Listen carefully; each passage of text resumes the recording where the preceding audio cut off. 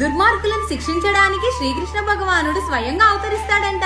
అదే శ్లోకమో మీరే వినేసేయండి. 108 ఇంపార్టెంట్ శ్లోకాస్ లో 32వ శ్లోకం. పరిత్రాణాయ సాధూనాం వినాశాయ చ దుష్కృతాం ధర్మ సంస్థాపనార్థాయ సంభవామి యుగే యుగే. ఈ శ్లోకంలో శ్రీకృష్ణ భగవానుడు అర్జునుడితో పలుకుతున్నాడనమాట.